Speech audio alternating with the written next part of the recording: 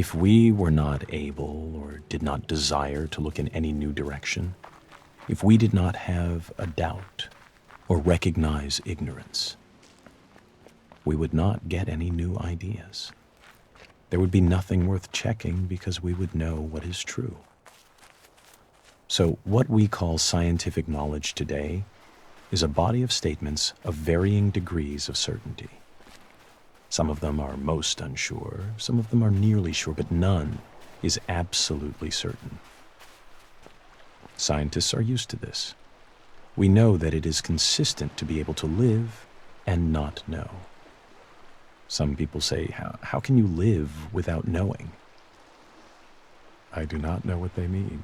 I always live without knowing. That is easy. How you get to know is what I want to know. This freedom to doubt is an important matter in the sciences, and I believe in other fields. It was born of a struggle. It was a struggle to be permitted to doubt, to be unsure. And I do not want us to forget the importance of the struggle, and by default, to let the thing fall away. I feel a responsibility as a scientist who knows the great value of a satisfactory philosophy of ignorance, and the progress made possible by such a philosophy. Progress which is the fruit of freedom of thought. I feel a responsibility to proclaim the value of this freedom and to teach that doubt is not to be feared, but that it is to be welcomed as the possibility of a new potential for human beings. If you know that you are not sure, you have a chance to improve the situation. I want to demand this freedom for future generations. Richard Feynman, 1963. One day I happened to be occupied with the subject of generation of waves by wind. I took down the standard treatise on hydrodynamics, and under that heading I read, if the external forces P prime sub yy, P prime sub xy be given multiples of e to the ikx plus at, where k and a are prescribed, the equations in question determine a and c, and thence, by 9, the value of eta. And so on for 2 pages. At the end, it is made clear that a wind of less than half a mile an hour will leave the surface unruffled. At a mile an hour, the surface is covered with minute corrugations due to capillary waves which decay immediately if the disturbing cause ceases. At 2 miles an hour, the gravity waves appear. As the author modestly concludes, our theoretical investigations give considerable insight into the incipient stages of wave formation. On another occasion, the same subject of generation of waves by wind was in my mind, but this time another book was more appropriate, and I read, "There are waters blown by changing winds to laughter, and lit by the rich skies all day, and after, frost, with a gesture, stays the waves that dance, and wandering loveliness. He leaves a white unbroken glory, a gathered radiance, a width, a shining peace under the night." The magic words bring back the scene. Again, we feel nature drawing close to us, uniting with us, till we are filled with the gladness of the waves dancing in the sunshine, with the awe of the moonlight on the frozen lake. These were not moments when we fell below ourselves. We did not look back on them and say, "It was disgraceful for a man with 6 sober senses and a scientific understanding to let himself be deluded in that way. I will take Lamb's hydrodynamics with me next time." It is good that there should be such moments for us. Life would be stunted and narrow if we could feel no significance in the world around us beyond that which can be weighed and measured with the tools of the physicist or described by the metrical symbols of the mathematician. Of course, it was an illusion. We can easily expose the rather clumsy trick that was played on us. Ethereal vibrations of various wavelengths, reflected at different angles from the disturbed interface between air and water, reached our eyes, and by photoelectric action caused appropriate stimuli to travel along the optic nerves to a brain center. Here, the mind set to work to weave an impression out of the stimuli. The incoming material was somewhat meager, but the mind is a great storehouse of associations that could be used to clothe the skeleton. Having woven an impression, the mind surveyed all that it had made and decided that it was very good. The critical faculty was lulled. We ceased to analyze and were conscious only of the impression as a whole, the warmth of the air, the scent of the grass, the gentle stir of the breeze, combined with the visual scene in one transcendent impression, around us and within us. Associations emerging from their storehouse grew bolder. Perhaps we recalled the phrase, rippling laughter. Waves, ripples, laughter, gladness. The ideas jostled one another. Quite illogically, we were glad, though what there can possibly be to be glad about in a set of ethereal vibrations no sensible person can explain. A mood of quiet joy suffused the whole impression.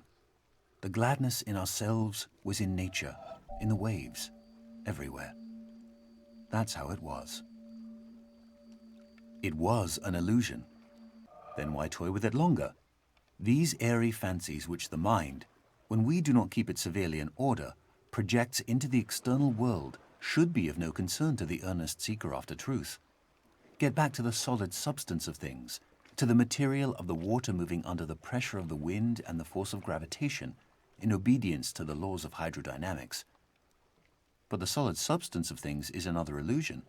It too is a fancy projected by the mind into the external world. We have chased the solid substance from the continuous liquid to the atom, from the atom to the electron, and there we have lost it. But at least it will be said, we have reached something real at the end of the chase, the protons and electrons. Or, if the new quantum theory condemns these images as too concrete and leaves us with no coherent images at all, at least we have symbolic coordinates and momenta and Hamiltonian functions, devoting themselves with single-minded purpose to ensuring that QP minus PQ shall be equal to IH over 2 pi. I have tried to show that by following this course we reach a cyclic scheme which, from its very nature, can only be a partial expression of our environment. It is not reality, but the skeleton of reality. Actuality has been lost in the exigencies of the chase.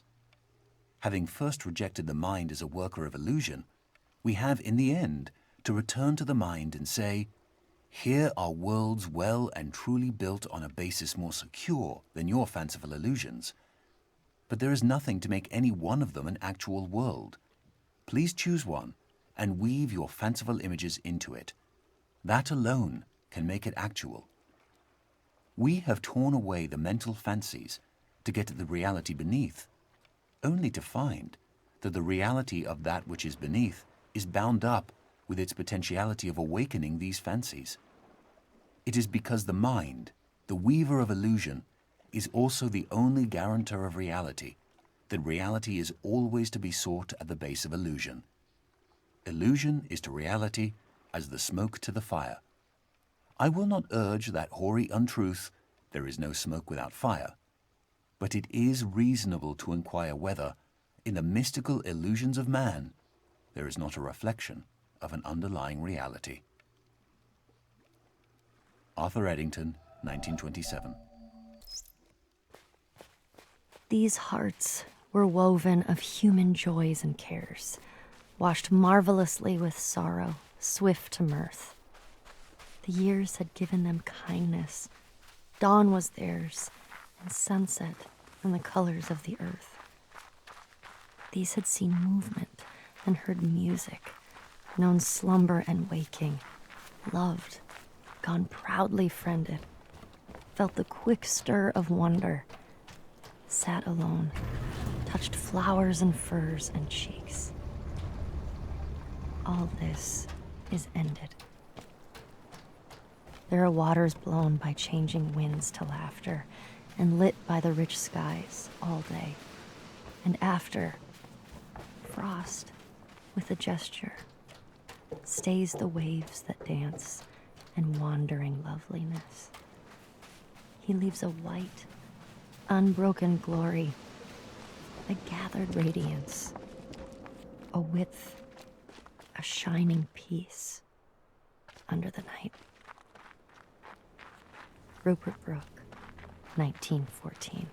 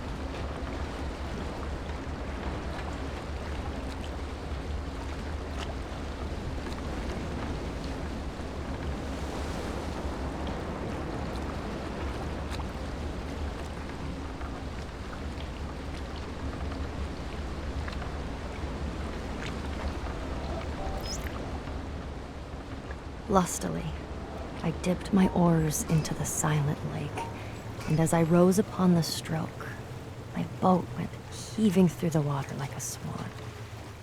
When, from behind that craggy steep, till then the horizon's bound, a huge peak, black and huge, as if with voluntary power instinct, upreared its head. I struck and struck again, and growing still in stature, the grim shape towered up between me and the stars.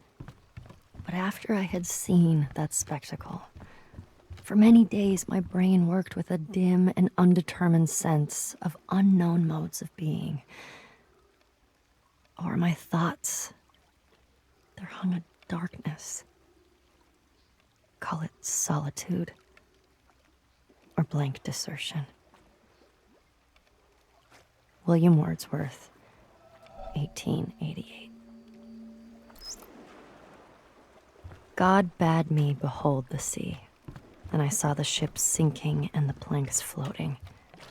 Then the planks too were submerged. And God said to me, those who voyage are not saved. And he said to me, those who, instead of voyaging, cast themselves into the sea, take a risk. And he said to me, those who voyage and take no risk shall perish. And he said to me, in taking the risk, there is a part of salvation. And the wave came and lifted those beneath it and overran the shore. And he said to me, the surface of the sea is a gleam that cannot be reached, and the bottom is a darkness impenetrable. And between the two are great fishes, which are to be feared. Nefari, circa 970.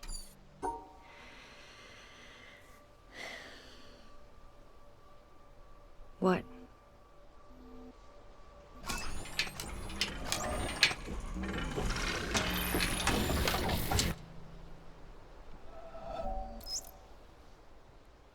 When we choose silence, we choose to give up the reasons not to love, which are the reasons for going to war, or continuing war, or separating, or being a victim, or being right. In a moment of silence, in a moment of no thought, no mind, we choose to give those up. This is what my teacher invited me to. Just choose silence. Don't even choose love.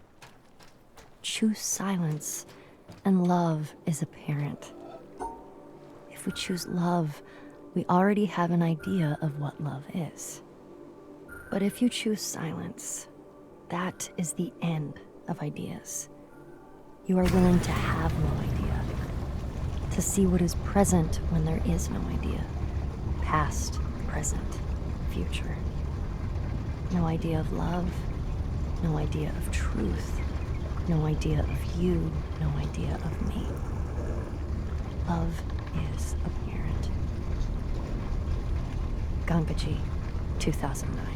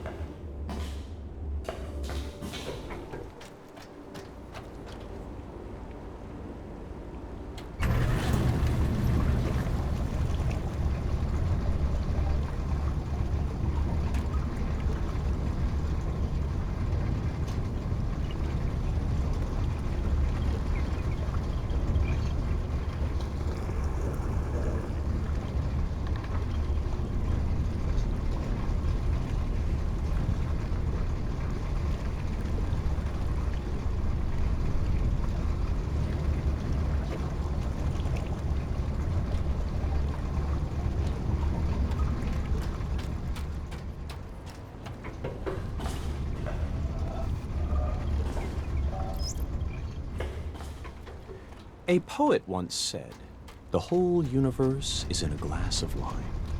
We will probably never know in what sense he meant that, for poets do not write to be understood. But it is true that if we look at a glass of wine closely enough, we see the entire universe. There are the things of physics, the twisting liquid which evaporates depending on the wind and weather, the reflections in the glass, and our imagination adds the atoms.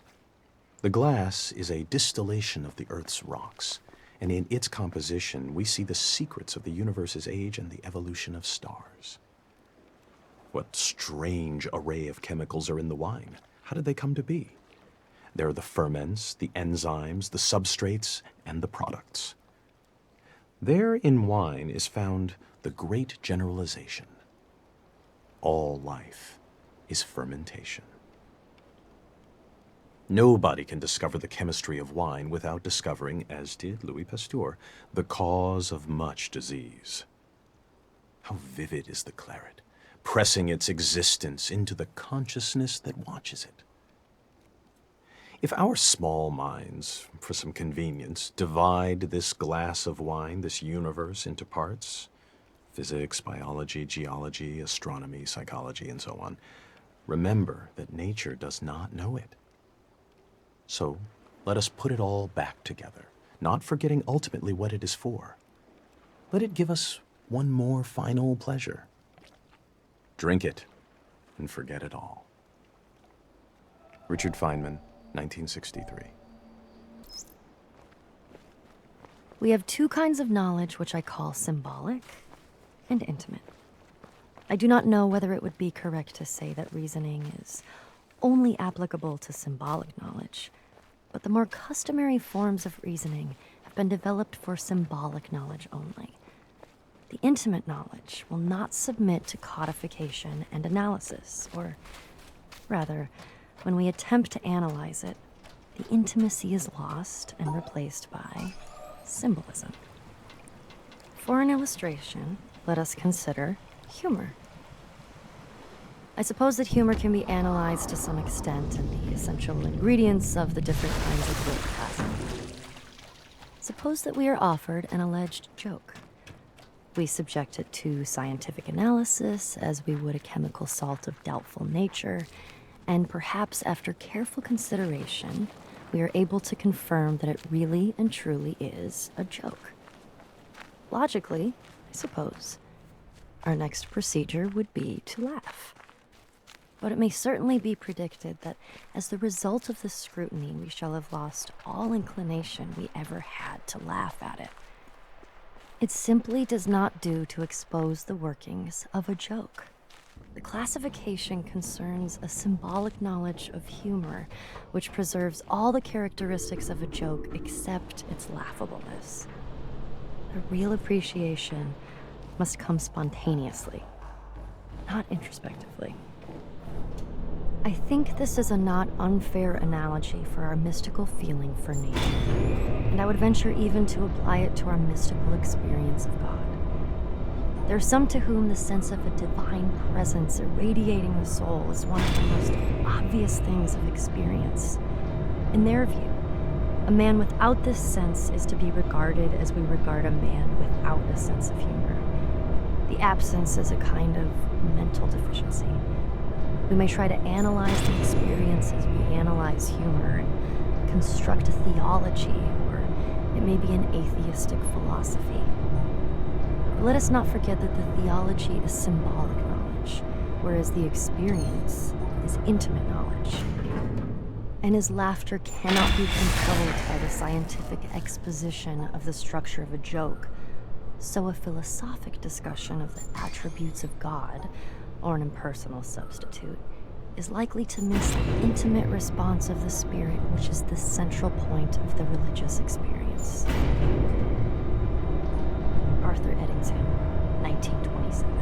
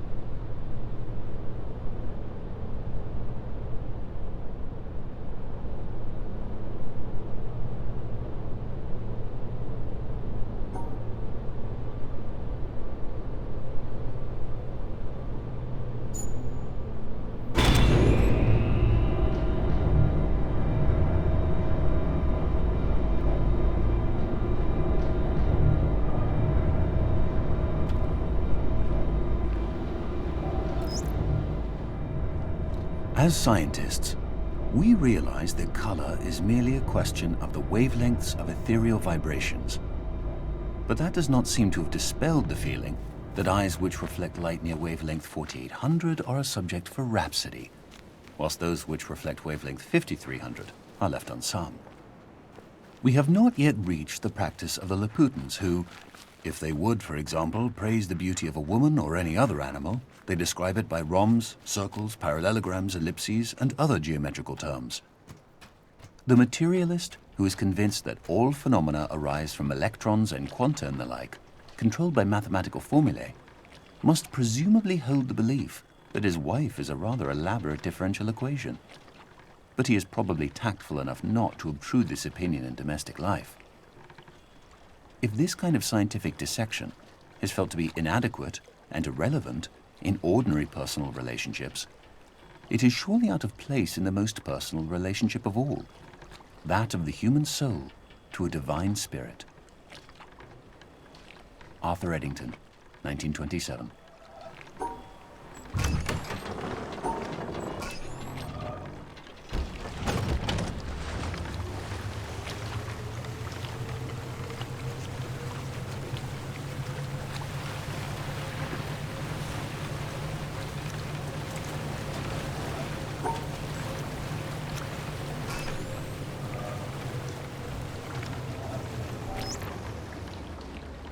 Suppose a boat is crossing a river and another empty boat is about to collide with it. Even an irritable man would not lose his temper. But supposing there was someone in the second boat, then the occupant of the first would shout to him to keep clear, and if the other did not hear the first time, nor even when called 3 times, bad language would inevitably follow. In the first case, there was no anger. In the second, there was. Because in the first case, the boat was empty, and in the second, it was occupied. And so it is with man. If he could only roam empty through life, who would be able to injure him? Shuangzi, 4th century BC.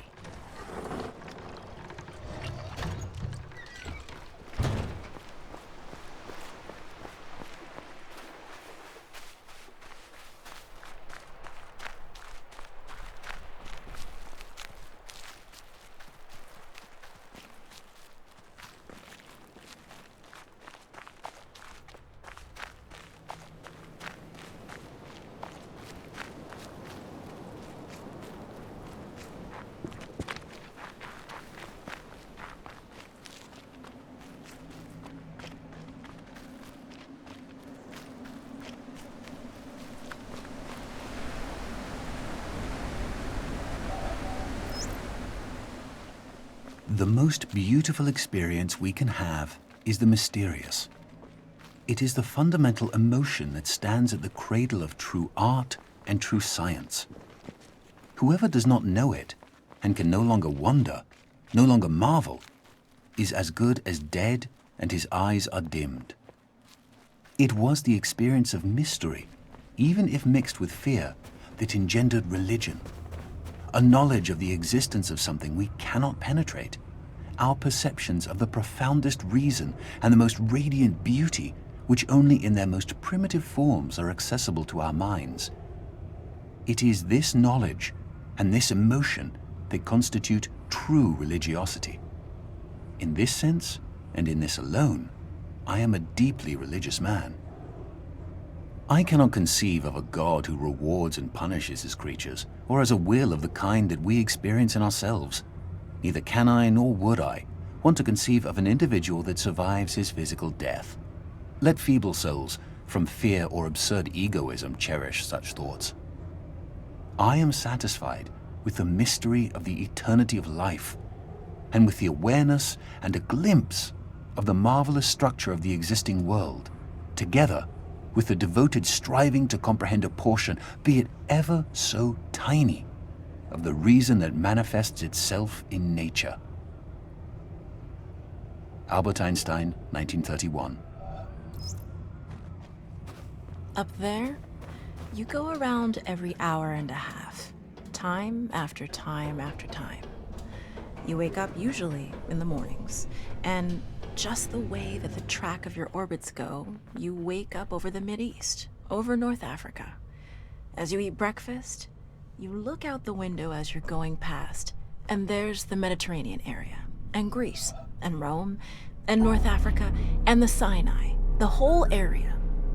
And you realize that in one glance, that what you're seeing is what was the whole history of man for years, the cradle of civilization. And you go around down across North Africa and out over the Indian Ocean and look up at that great subcontinent of India, pointed down toward you as you go past it. And Ceylon off to the side, Burma, Southeast Asia, out over the Philippines, and up across that monstrous Pacific Ocean, vast body of water. You've never realized how big that is before. And you finally come up across the coast of California and look for those friendly things. Los Angeles and Phoenix and on across El Paso. And there's Houston. There's home. And you look, and sure enough, there's the Astrodome. And you identify with that, you know?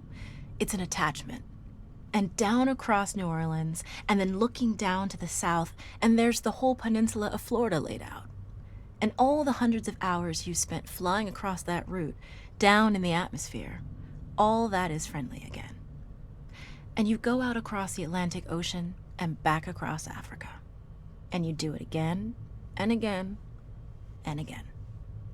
And that identity, that you identify with Houston, and then you identify with Los Angeles, and Phoenix, and New Orleans, and everything. And the next thing you recognize in yourself is you're identifying with North Africa. You look forward to that. You anticipate it. And there it is. That whole process begins to shift of what it is you identify with. When you go around it in an hour and a half, you begin to recognize that your identity is with that whole thing, and that makes a change. You look down there, and you can't imagine how many borders and boundaries you crossed again and again and again, and you don't even see them. At that wake-up scene, the Mideast, you know there are hundreds of people killing each other over some imaginary line that you can't see. From where you see it, the thing is a whole, and it's so beautiful.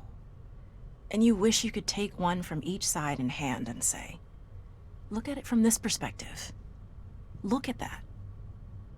What's important? And so a little later on, your friend, again those same neighbors, another astronaut, the person next to you goes out to the moon.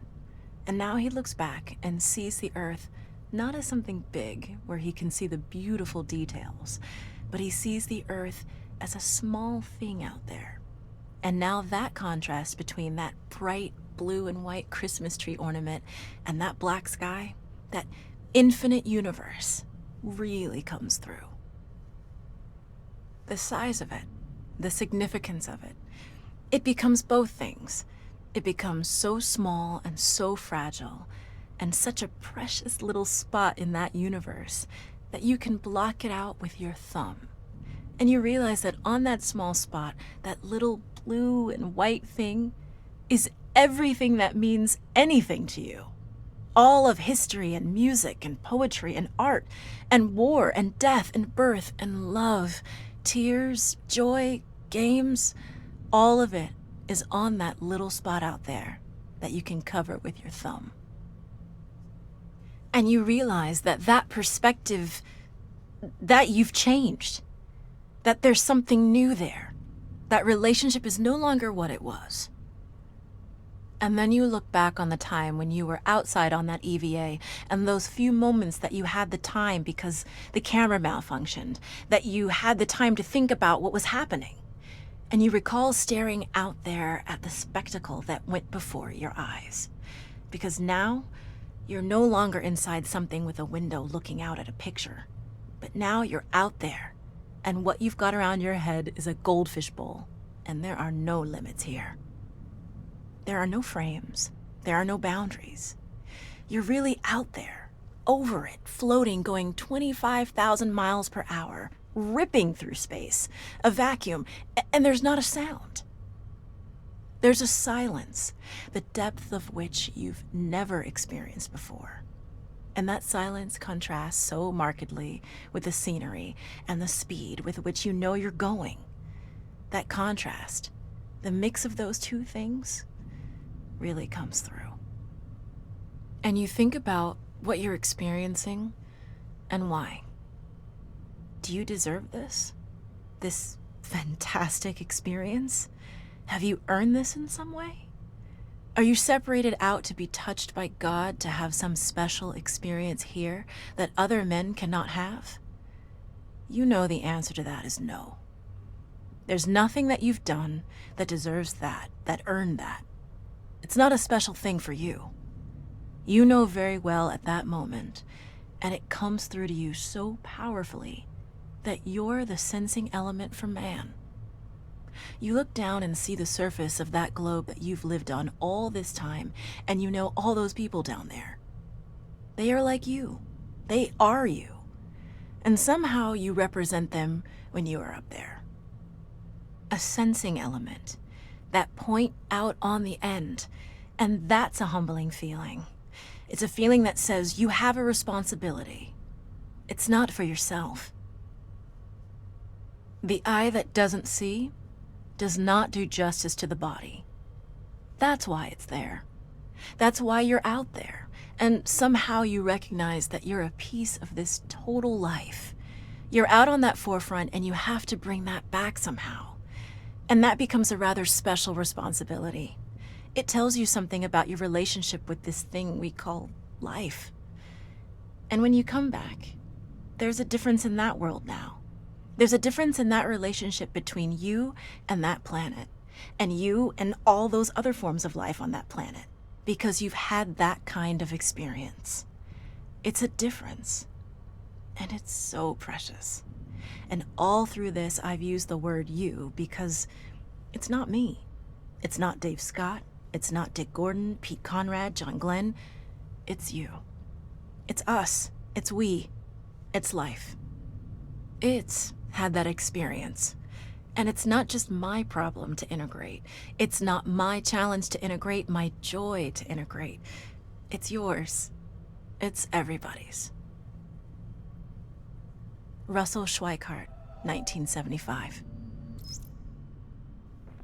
Therefore, I thank you, my God, because you make clear to me that there is no other way of approaching you except that which to all humans, even to the most learned philosophers, seems wholly inaccessible and impossible.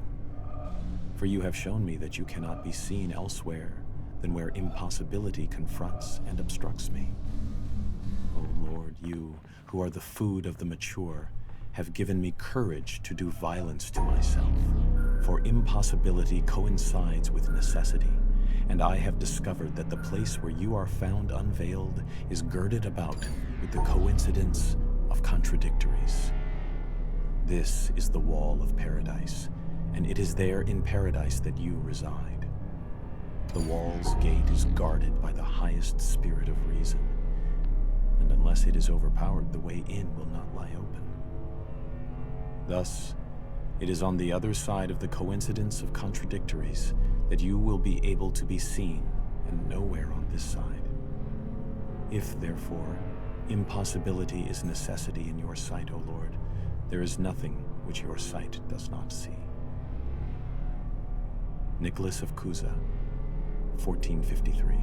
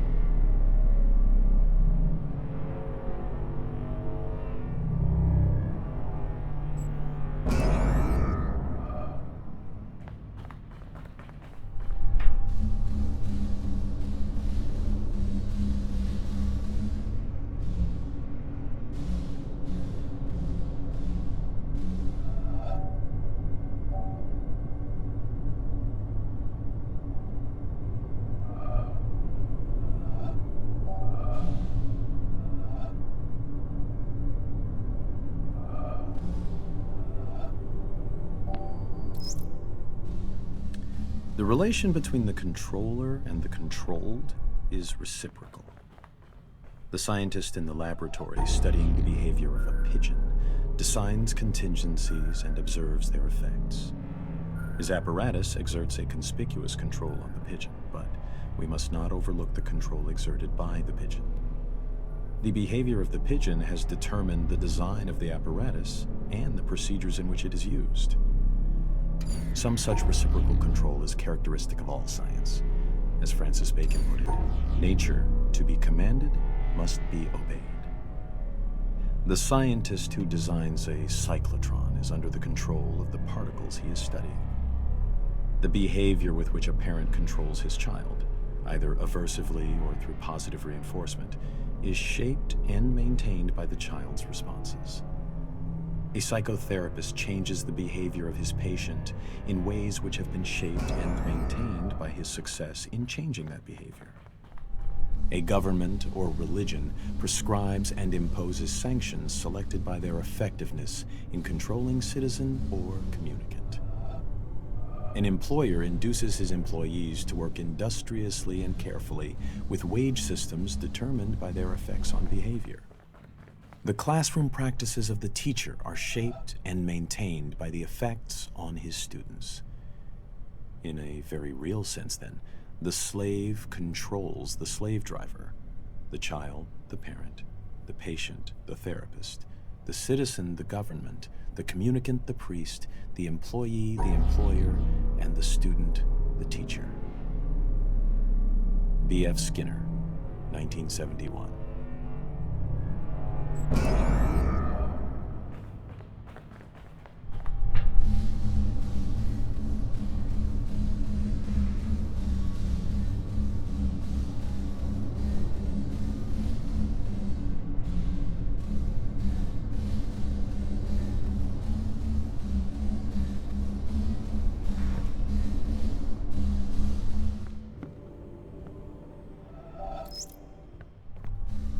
Two major schools of Zen exist in Japan, the Rinzai and the Soto. Both have the same goal of seeing the world unmediated, but their approaches are different.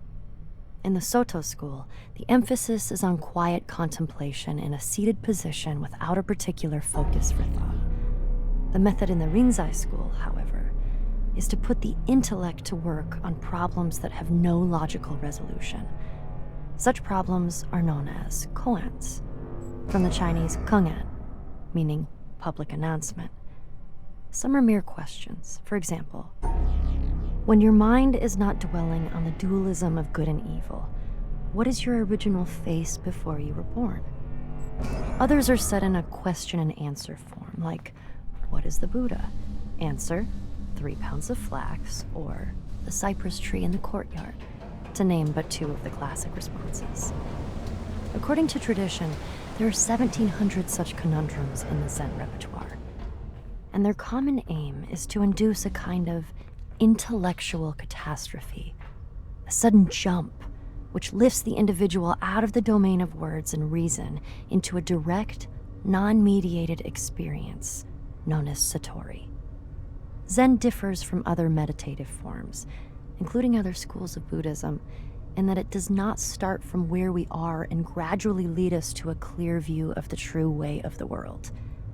It is not a progressive system in this respect.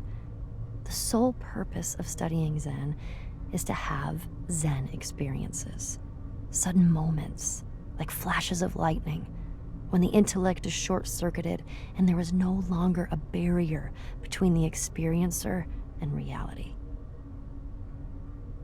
David Darling, 1996. You see, a motif is this. He put his hands together, drew them apart, the 10 fingers open, then slowly, very slowly, brought them together again, clasped them, squeezed them tightly, meshing them. That's what one should try to achieve. If one hand is held too high or too low, it won't work. Not a single link should be too slack, leaving a hole through which the emotion, the light, the truth can escape. You must understand that I work on the whole canvas, on everything at once. With one impulse, with undivided faith, I approach all the scattered bits and pieces. Everything we see falls apart, vanishes, doesn't it? Nature is always the same, but nothing in her that appears to us lasts. Our art must render the thrill of her permanence along with her elements, the appearance of all her changes. It must give us a taste of her eternity. What is there underneath? Maybe nothing. Maybe everything. Everything, you understand? So I bring together her wandering hands. I take something at right, something at left, here, there, everywhere. Her tones, her colors, her nuances. I set them down, I bring them together. They form lines, they become objects, rocks, trees, without my planning. They take on volume, value. If these volumes, these values, correspond on my canvas, in my sensibility, to the planes, to the spots which are there before our eyes, then my canvas has brought its hands together. It does not waver. The hands have been joined neither too high nor too low. My canvas is true, compact, full. But if there is the slightest distraction, if I fail just a little bit, above all, if I interpret too much one day, if today I am carried away by a theory which runs counter to that of yesterday, if I think while I paint, if I meddle, whoosh, everything goes to pieces. Paul Cézanne, as related by Joachim Gasquet, 1921. Looked at on the astronomical timescale, humanity is at the very beginning of its existence. A newborn babe, with all the unexplored potentialities of babyhood. And until the last few moments, its interest has been centered absolutely and exclusively on its cradle and feeding bottle. It has just become conscious of the vast world existing outside itself and its cradle. It is learning to focus its eyes on distant objects, and its awakening brain is beginning to wonder in a vague, dreamy way what they are and what purpose they serve. Its interest in this external world is not much developed yet, so that the main part of its faculties is still engrossed with the cradle and feeding bottle, but a little corner of its brain is beginning to wonder. James Jeans, 1928. In any case, our 3 days old infant cannot be very confident of any interpretation it puts on a universe which it only discovered a minute or two ago. We have said it has 70 years of life before it, but in truth, its expectation of life would seem to be nearer to 70,000 years. It may be puzzled, distressed, and often irritated at the apparent meaninglessness and incomprehensibility of the world to which it has suddenly wakened up. But it is still very young. It might travel half the world over before finding another baby as young and inexperienced as itself. It has before it time enough and to spare in which it may understand everything. Sooner or later, the pieces of the puzzle must begin to fit together, although it may reasonably be doubted whether the whole picture can ever be comprehensible to one small and apparently quite insignificant part of the picture. James Jeans, 1928. God bade me behold the sea, and I saw the ships sinking and the planks floating. Then the planks too were submerged. And God said to me, "Those who voyage are not saved." And he said to me, "Those who, instead of voyaging, cast themselves into the sea, take a risk." And he said to me, "Those who voyage and take no risk shall perish." And he said to me, "In taking the risk, there is a part of salvation." And the wave came and lifted those beneath it and overran the shore. And he said to me, "The surface of the sea is a gleam that cannot be reached, and the bottom is a darkness impenetrable. and between the two are great fishes, which are to be feared. Nefari, circa 970.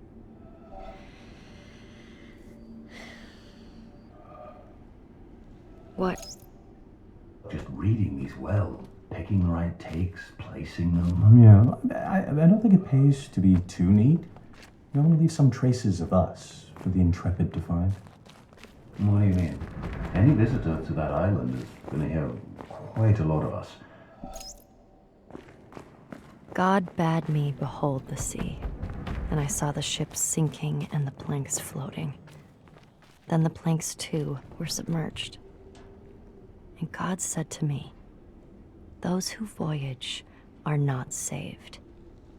And he said to me, "Those who, instead of voyaging, cast themselves into the sea, take a risk." And he said to me, "Those who voyage and take no risk shall perish." And he said to me, "In taking the risk, there is a part of salvation." And the wave came and lifted those beneath it and overran the shore. And he said to me, "The surface of the sea is a gleam that cannot be reached, and the bottom is a darkness impenetrable. And between the two are great fishes, which are to be feared." Nefari, circa 970.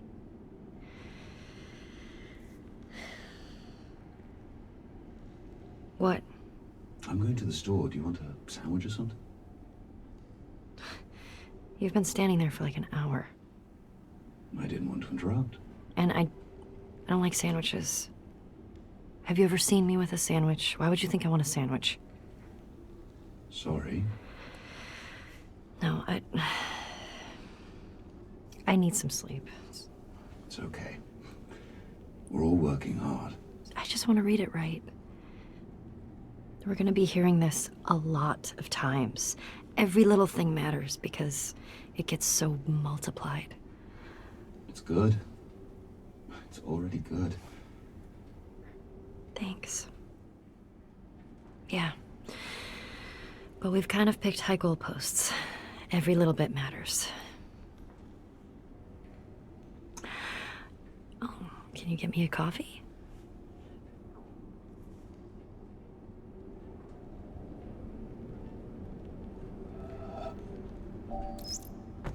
Just reading these well, picking the right takes, placing them. Yeah, I don't think it pays to be too neat.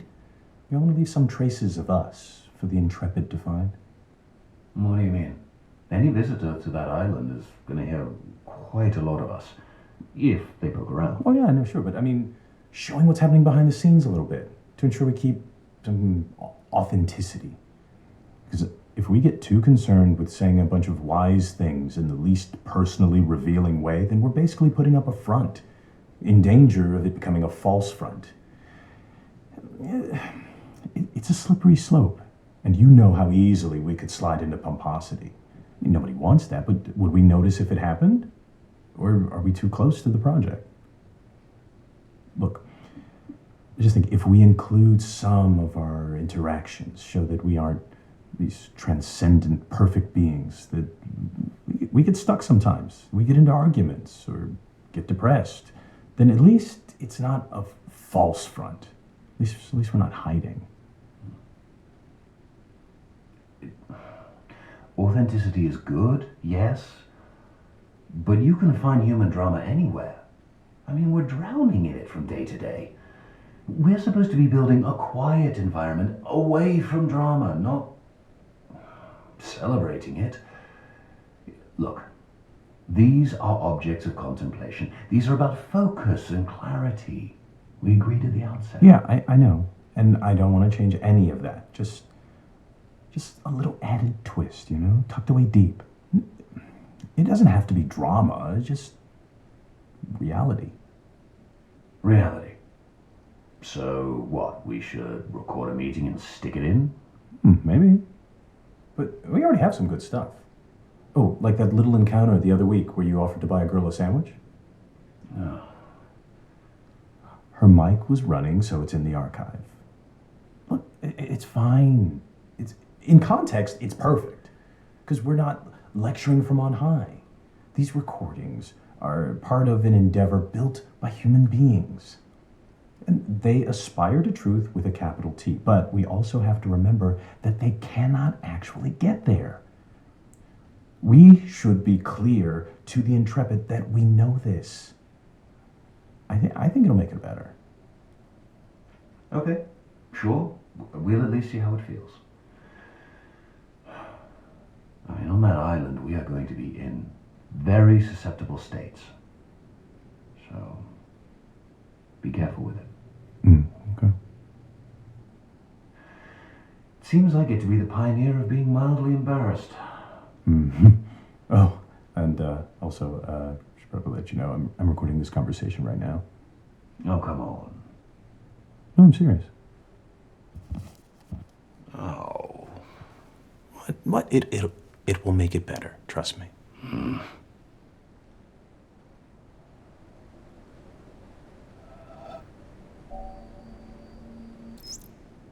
It's just the new teapot beeping. It boils fast, but that beep bothers me. Moving on? So, next I want to raise this problem, which is that I think we don't have enough smart representation from materialist atheists, physicalists, anything in that neighborhood of ideas. And I've been trying to do something about that, but it's hard. The problem is that most coherent atheists' creeds are focused on defeating some specific idea of God, or are angry about the historical activities of organized religions, rather than, say, from first principles, making a good case for the impossibility of any concept of God, which would be more like what we're after.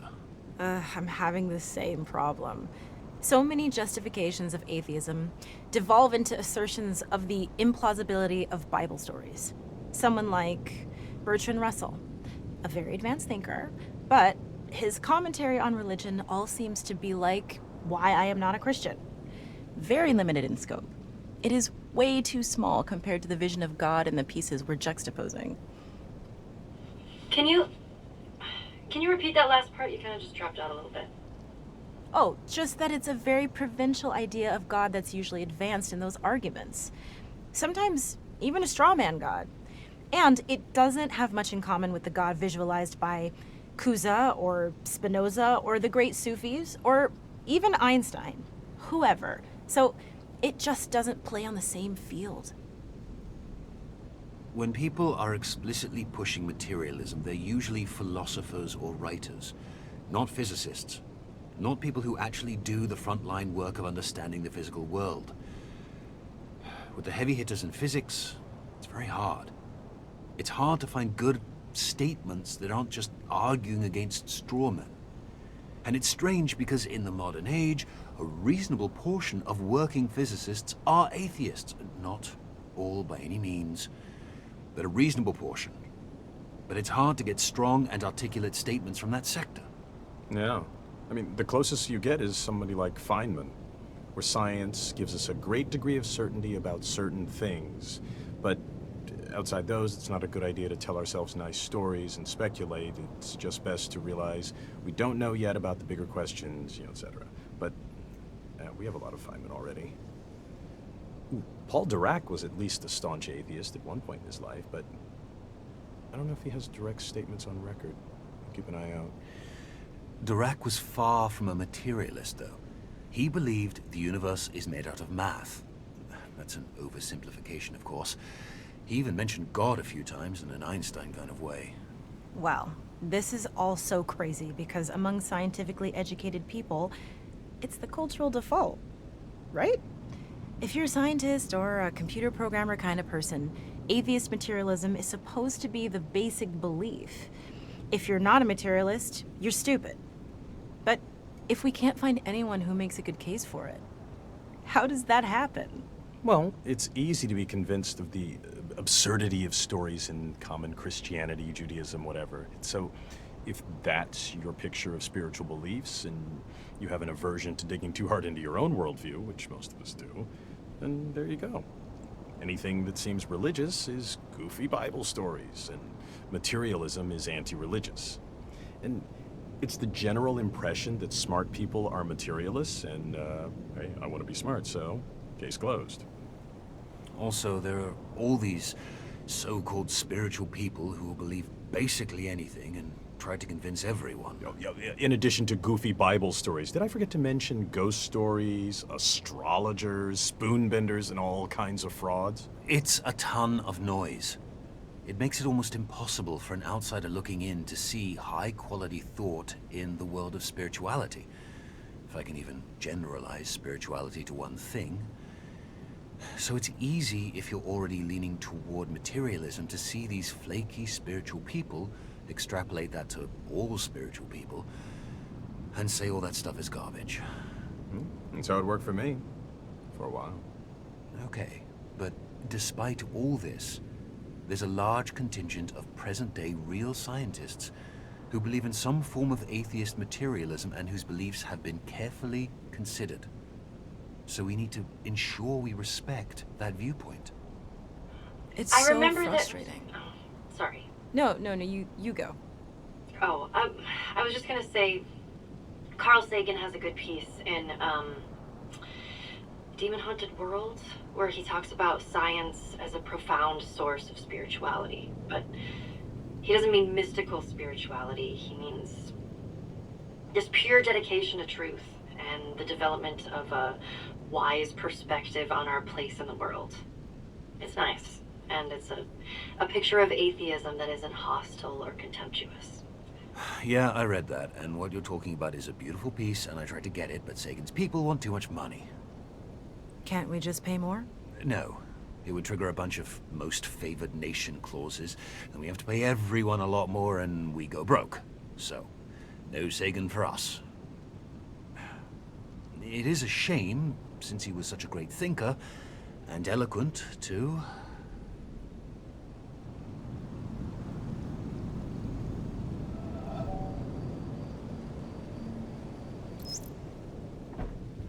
Then the occupant of the first would shout to keep him clear. And if the other did not hear it the first time, nor even when called 3 times, bad language would inevitably follow. In the first case, there was no anger, and in the second, there was. Because in the first case, the boat was empty, and in the second, it was occupied. And so it is with man. If he could only roam empty through life, who would be able to injure him? Shuangsu, 4th century BC. So, how did it go? I don't know. I don't remember. Wait, what? No, it's not. It's normal for me. I never remember my dreams. If I try right when I wake up, I can just barely remember fragments. Later in the day, even 20 minutes later, those fragments are gone. Unless I wrote them down. Then if I read them later, it's like these are ramblings of a crazy person. Yeah, but then how do we know there aren't any side effects? I mean, do you remember everything else about your life? It's fine. I mean, we're just doing suppression, not lobotomies. I mean, everything is still there. In dreams, we often take on personalities that are a little different. We forget details of our waking life and remember fictions in their place. How does that happen? Well, we're just using the same pathways. That's fine. But really, how should I know if something's missing? If you forget a few random little things, how would you remember that you forgot? Nothing big is missing. I don't think. Wait, who are you again? Oh, God. Why did we let you go first? First hasn't happened yet. I was just dipping my toes into the pool. Real first happens when someone dives right in and gets to decide for themselves when to come out. Who's that gonna be? You? Ugh. I long for the days when we weren't sure we'd be doing anything this scary. It'll be fine. It's not scary. It'll be fun. So fun you don't even remember? Okay, no. Shoo. I want to re-record this one before I go home. I have some new ideas about it. What? Because of the test? Yes. Because of the test. Possibly. I thought you didn't remember anything. Interesting. Yeah. Have a good night. I'll see you tomorrow.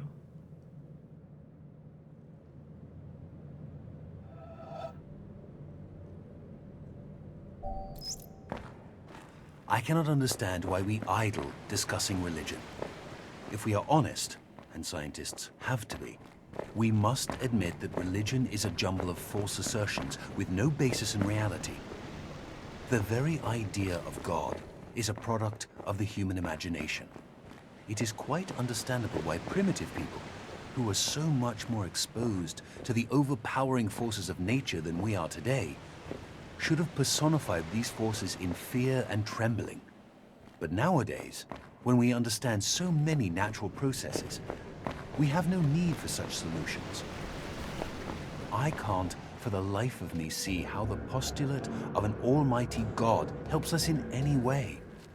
What I do see is that this assumption leads to such unproductive questions as to why God allows so much misery and injustice, the exploitation of the poor by the rich, and all the other horrors he might have prevented. If religion is still being taught, it is by no means because its ideas still convince us, but simply because some of us want to keep the lower classes quiet. Quiet people are much easier to govern than clamorous and dissatisfied ones.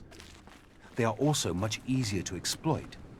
Religion is a kind of opium that allows a nation to lull itself into wishful dreams and so forget the injustices that are being perpetrated against the people.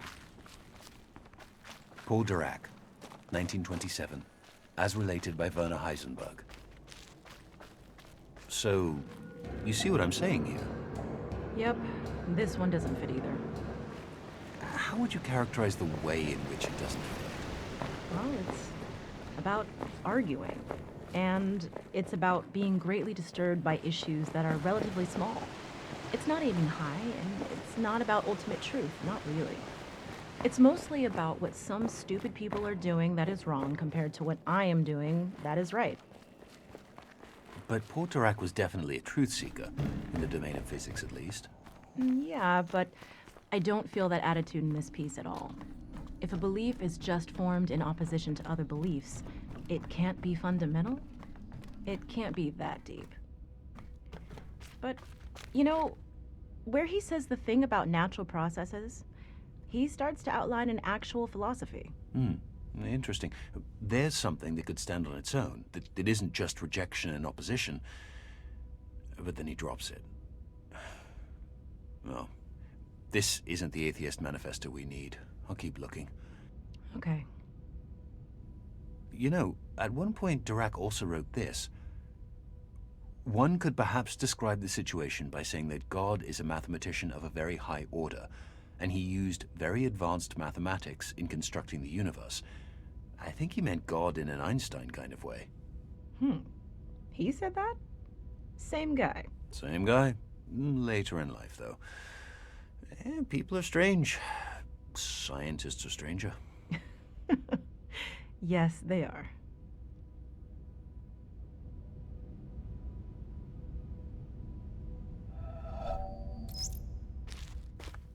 I thought my voyage had come to its end, at the last limit of my power, that the path before me was closed, the provisions exhausted, and the time come to take shelter in silent obscurity. But I find that thy will knows no end in me, and when words die out on the tongue, new melodies break forth from the heart, and where old tracks are lost, new country is revealed with its wonders.